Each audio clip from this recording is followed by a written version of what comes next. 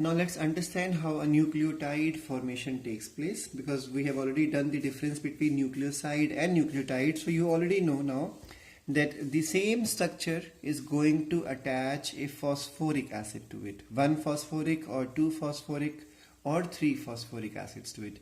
So what is nucleotide? You can even call it as a phosphorylated nucleoside, because nucleoside is what? Pentose sugar and nitrogen base. So when these two things join together, it gives rise to nucleoside. Bond involved is N-glycosidic bond. And now the same nucleoside, it can be ribonucleoside or deoxyribonucleoside. This will attach itself with the phosphoric acid, either 1, 2 or 3 phosphoric acids, and the bond involved is the phosphoester bond, and this bond formation will cause the formation of nucleotides. Let's understand this. So a pentose sugar and nitrogen base, that is the nucleoside, when joins with the phosphate group or the phosphoric acid, now please remember in this case the bond formed is with the help of the 5th position carbon. So here it was the 1st position carbon. In the case of the nucleosides, it was the participation of 1st carbon of the ribose sugar or deoxyribose sugar. In this case, it is the 5th position carbon involved. So this is something which you have to remember.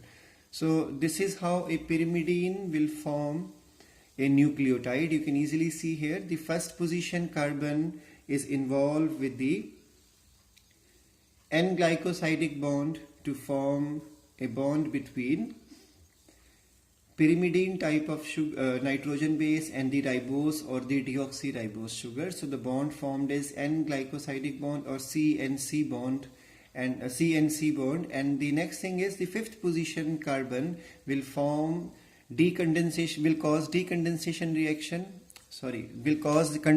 reaction and will cause the loss of one molecule of water, and finally you can see a bond develop between OPC. So this bond which develops here between P and C is the phosphoester bond. So again a loss of water here, and this gives rise to a nucleotide. Now if it is a OH present here, it will be a ribonucleotide. If there is a H present here, this will be a deoxyribonucleotide.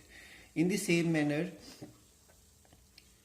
purines will also join with the ribose sugar or the deoxyribose sugar, and phosphate will join. So this is how the skeleton of a nucleotide, either a ribonucleotide or deoxyribonucleotide, will look like. So nucleotides are formed by phosphorylation of the nucleoside. They are formed by the condensation of the pentose sugar and a nitrogen base, as well as at least one phosphoric acid. So one nitrogen base, one sugar, one nitrogen base, one sugar, and at least one phosphoric acid will give rise to a nucleotide.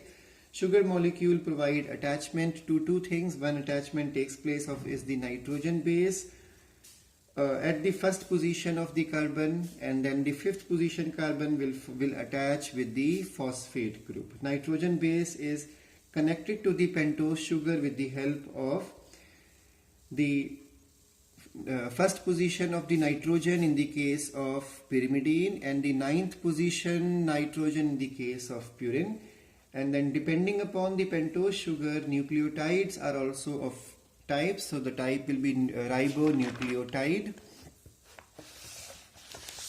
So in the same manner you will have the ribonucleotide, deoxyribonucleotide and ribonucleotide. So same manner we learned on the last sheet. Similar manner nomenclature will be very easy again. So what is AMP? AMP is called as adenosine monophosphate, guanosine monophosphate, cytidine monophosphate, and uridine monophosphate. And in this case, deoxyadenosine monophosphate, deoxyguanosine monophosphate, deoxycytidine monophosphate, deoxythymidine monophosphate. So this is how you learn the nomenclature. And remember, there is another easier name for them: adenylic acid, guanylic acid, cytidyllic acid, uridylic acid, deoxyadenylic acid, deoxyguanylyc acid, deoxycytidyllic acid, and deoxythymidyllic acid.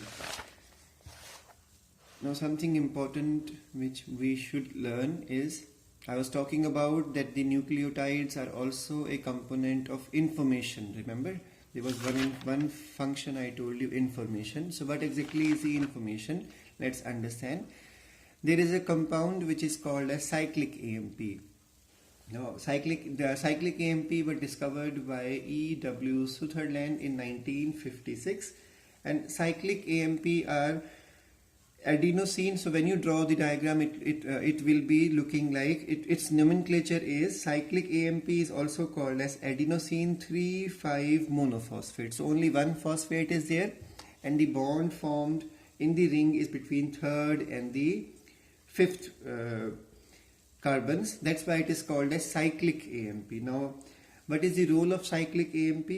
Cyclic AMP plays an important role of